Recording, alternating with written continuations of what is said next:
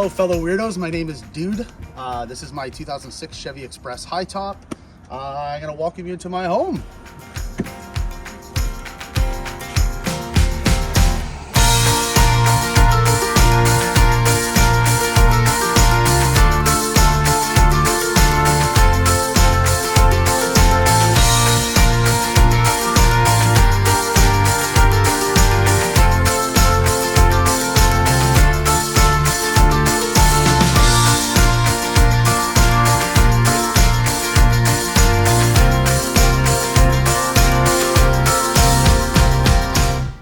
My kitchen setup right now, it's a little bit on both sides. Got a sink, which, as most people in van life are starting to figure out, that you kind of don't use it as much as you think you do.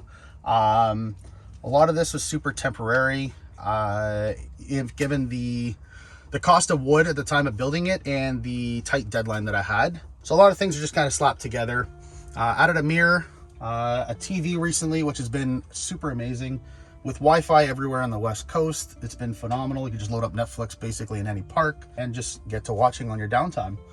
In the back's a bit of storage, dirty clothes, toiletries, an extra blanket in case I ever got cold, and then more shelving along the side here. Just food storage, that kind of stuff. I got my bed. It is a full width double at the moment. I'm actually shrinking it down to 4 feet. You just don't need that big of a bed. Honestly, if you're not 2 people, you could probably get away with a lot smaller of a bed. And then on this side, I originally built a desk, thinking I would be on the computer a lot more often. It's not the case at all. And that's going to get replaced. I'm going to be building a bench in here in the next month or so. The fridge is 120 volts. It does pull 10 amps of power at full startup. Draws about 8 amps once it's initially turned off or turned on. I do have DC to DC charging and 400 watts of solar on the roof. Even with this thing running all day long, it takes me maybe 15-20 minutes of driving, not even, and the van's fully charged up. I've got 2 100 amp lithium batteries. Made the switch from 6 volt lead acid. Huge difference. If you can splurge the money, I recommend going lithium. They're way lighter, so the fuel savings probably in that alone, just having a little bit less weight, is always a bonus, and they're easier to handle. But yeah, that's the fridge. This is a little sign that my mother made before I left. It was kind of a last minute addition. She wanted just to have something in here that she did. A lot of this build was 99% me, and I have 0 building experience. Not a ton of help when I needed it. My father was really helpful in the way that he's like, if you get really stuck or you really screw something up, then I'll help you. But you need to learn on your own how to figure it out. So thanks, Dad. I loved it. I get to rebuild the van while I live in it, which is going to be a fun experience, I think. Sitting in Home Depot's kind of like foresty forest, and just building it out as I go. Now that I've been living in it for a little bit, I can figure out what I need, what I don't need. And that's really the best way to figure out how van life is going to work for you, is just do it. My current water situation, which I've learned doesn't actually, I don't like it. I got a 6-gallon aqua jug here, and it's a little cumbersome, kept falling out, so you needed a bungee. It's kind of like a stopgap solution, and I've been using a 5-gallon pail as my wastewater. Going forward, this is going to get completely destroyed. I'm going to keep the sink, and I'm going to do it's going to directly just pour outside the van, because honestly, the amount of times that you use it, it's not worth keeping the 5-gallon pail all the times. And I'm going to actually switch over to these smaller 5-gallon jugs that are taller. So I'll be able to have 2 side by side, and the sink will just drain right through the middle of it, right out the back, through the door frame, and out underneath the van. So that's a future modification. As for finding water, I try to find as many springs as I can. There's a couple options. There's iOverland, there's Find a Spring. I've managed to find a gas station here on Vancouver Island where they just had a tap outside, so I could just swing by and fill up my water jug for free. I went in and asked, of course, and they said, yep, it's fine, good to use. So I've just been using that. Finding water on the island has been pretty easy so far. Up here, I slapped together some kind of shelf system. The things that I really wanted was my Fluence bookshelf speakers. You could use car speakers. I don't know. I really like these guys. I had them already. They sound amazing. And they're Canadian made, so that's always good and positive. 2 IKEA bins full of my clothing.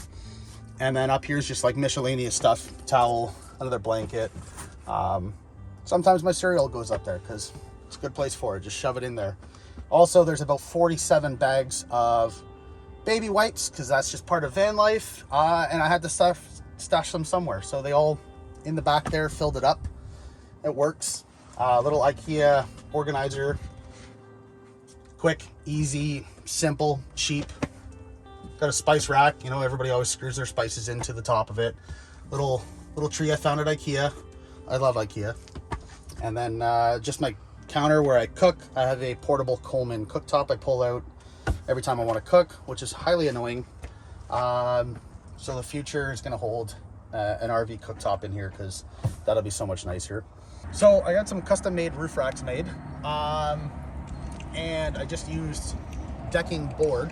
I got 400 watts of solar. There's 4 100 watts Renogy panels up there. And they work wonderfully. They're connected in parallel as my entire system is basically Renogy. I have a DC to DC with MPPT charger.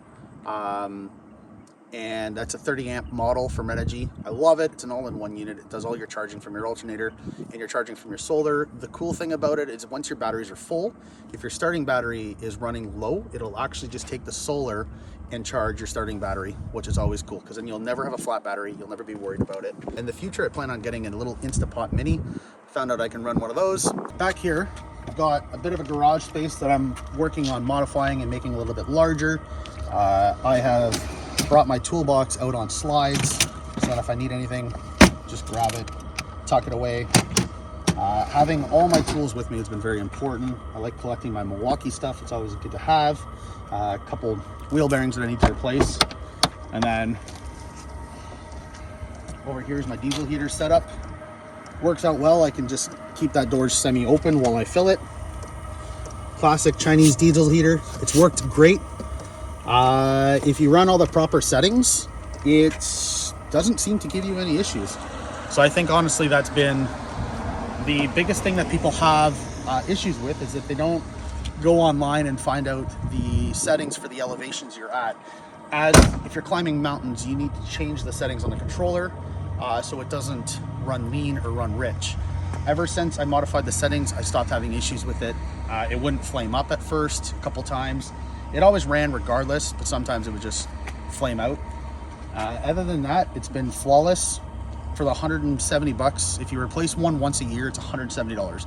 You're gonna replace it 10 times before you get to the cost of a Webasto or anything like that. So, you know what? The van probably won't even last 10 years.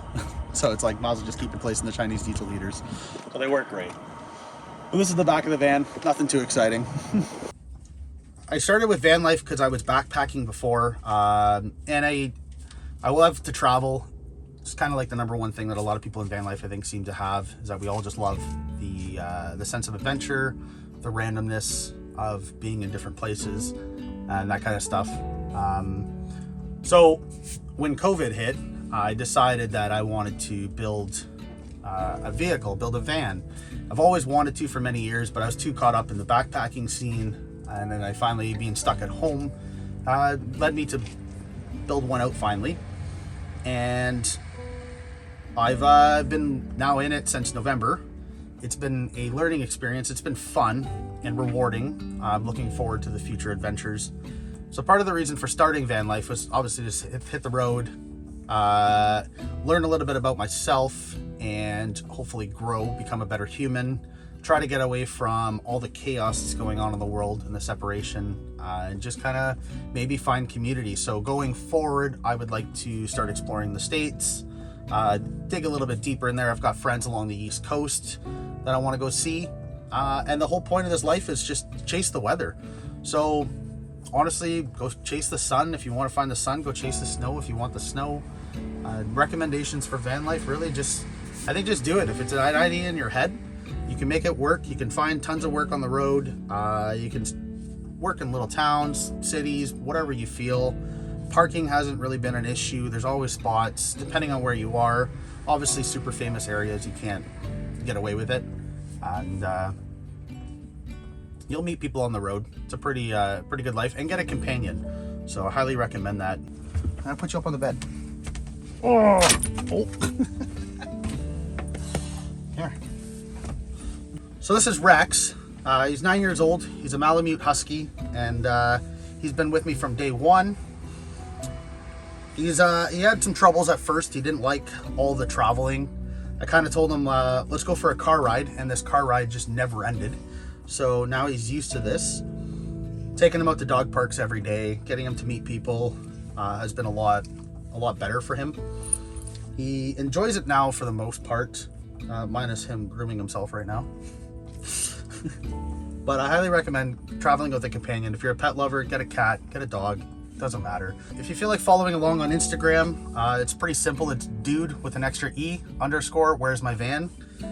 See what it's all about as we try to go exploring through the States in the next few months.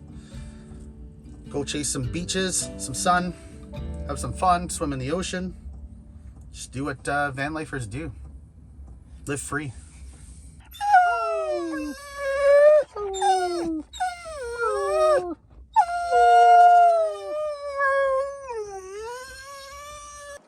All right, fellow weirdos, thanks for coming along on the van tour. I got to take my dog for a walk here. He's getting antsy.